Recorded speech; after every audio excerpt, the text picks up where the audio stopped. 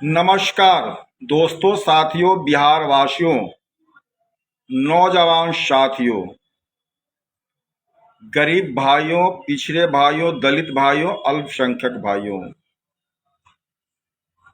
बिहार विधानसभा का चुनाव संपन्न हुआ, रिजल्ट भी आ गया।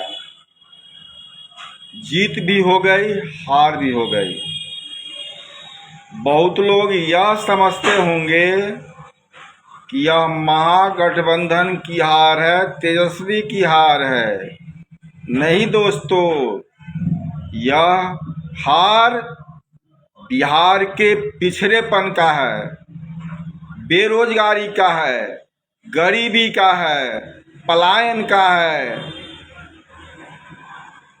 जो महागठबंधन के आने के बाद खत्म हो सकता था, वह छूट गया।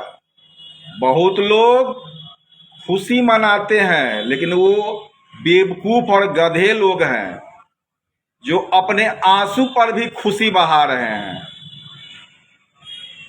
गम पर भी खुशी बहा रहे हैं, 10,000 नोट पर खुशी बहा रहे हैं। अच्छी बात है। हम तो आपकी आवाज बनकर लड़ते रहेंगे। आपको जो समझना है हमारे बारे में समझते रहिए। मैं आपका दुश्मन नहीं, दोस्त हूँ। आप हमारे दुश्मन बन सकते हैं, वो भी जानकारी के अभाव में। मैं किसी का दुश्मन न था, न हूँ, न रहूँगा। मैं मानव जाति के समग्र उत्थान के लिए प्रयास कर रहा हूँ। राष्ट्रीय आम जनशक्ति पार्टी का बड़ा सपना है कि देश का कोई बच्चा गरीब न रहे, बेरोजगार न रहे, अशिक्षित न रहे, लाचार और बीमार न रहे।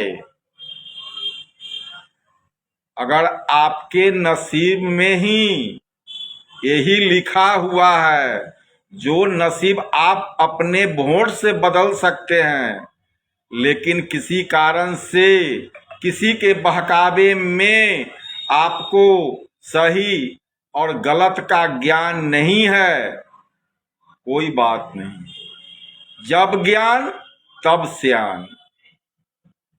मेरा प्रयास अनवरत जारी था, जारी है और जारी रहेगा।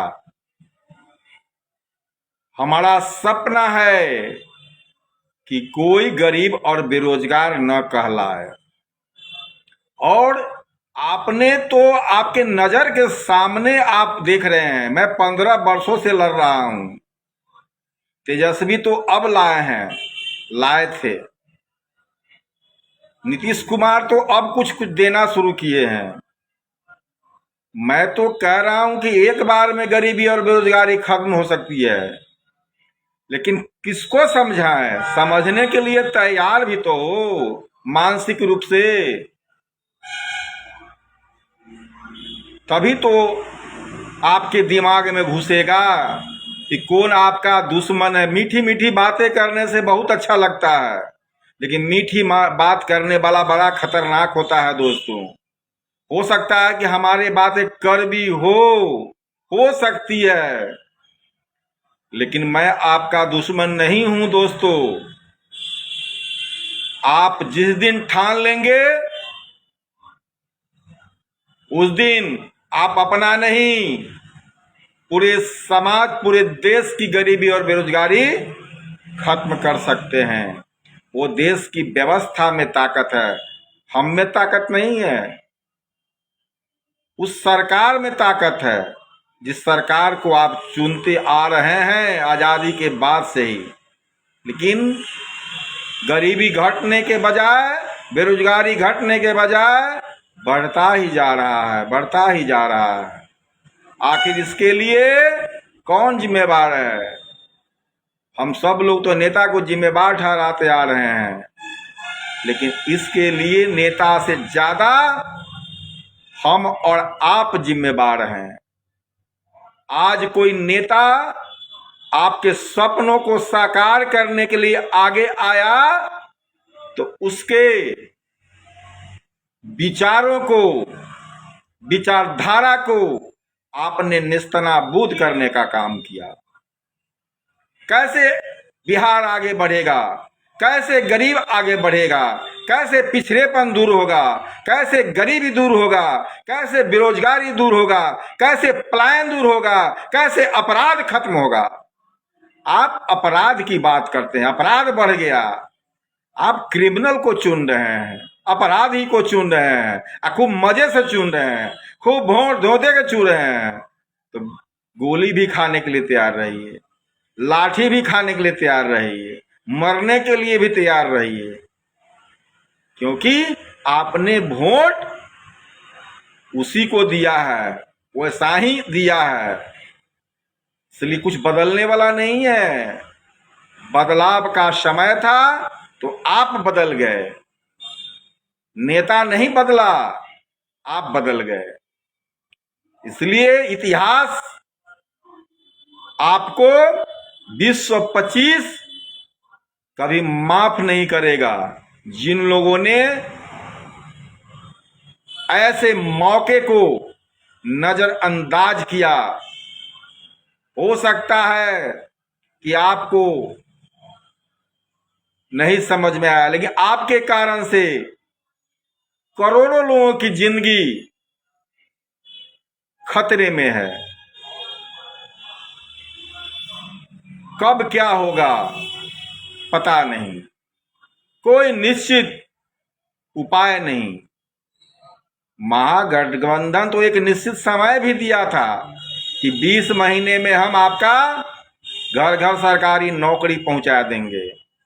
आप इतना ही में पगला गए और सवाल करने लगे। मैं तो कहता हूं वो तो तेजस्वी राय कहा था घर घर नौकरी, मैं सबको नौकरी दे सकता हूं। राष्ट्रीय आम जनशक्ति पार्टी घास काटने वाले को, दूध दूहने वाले को, मवेशी चराने वाले को, खेती करने वाले को, हल जोतने वाले को, सुअर चराने वाले को 50-50 हजार की नौकरी, सरकारी नौकरी दे सकता है। वो हम नहीं दे सकते हैं, वो सरकार में ताकत है। और पैसे कहां से आएंगे वो भी हम बता देंगे। बहुत लोग सवाल करते हैं कि पैसा कहां से आएगा, तो मैं कई वीडियो में डाला हूं और डालते आ रहा हूं। पैसा नाम का कोई चीज होता नहीं है, पैसा से कुछ नहीं होता है। पैसा एक माध्यम है। पैसा आप खाते नहीं है, पैसा आप पहनते नहीं है, पैसा पर आप चढ़ते नहीं है, पैसा के माध्यम से सब कुछ करते हैं। ये बात मैं मानता हूं। आपको क्या चाहिए? रोटी, कपड़ा और मकान, हवाई सैर, रेलवे सैर। पैसे की आपको जरूरत नहीं है। एक तरफ 1 अरब रुपया देकर लोगों को एक लोगों को कोठरी में बंद कर दीजिए, कोई सुविधा मत दीजिए, कोई सुविधा नहीं दीजिए, ताला लॉक कर दीजिए। अनुमान लगाइए वो कितना दिन रुपया खाकर जिंदा रहेगा। और एक आदमी को 1 रुपया भी नहीं दीजिए और उसको एक कोठरी में खाने पीने का जरूरत की सारी चीजें उसको दे दीजिए। आप समझ सकते हैं कि वो कितना दिन जिंदा रहेगा। और एक आदमी को पैसा देकर बंद कर दिया गया, वो कितना दिन जिंदा रहेगा। ये मैं छोटा सा उदाहरण देकर समझा रहा हूं। आप समझने का प्रयास कीजिए। आदमी को पैसे की नहीं, आदमी को जरूरत की चीजों की जरूरत है और वह सरकार पहुंचाने में सक्षम है। सरकार अपने कुछ नहीं करती है, हम और आप करते हैं। और हम और आप देश को चलाने का काम करते हैं, देश को खिलाने का काम करते हैं, देश को आगे बढ़ाने का काम करते हैं। और वाहवाही हमारी सरकार झूठों के लिए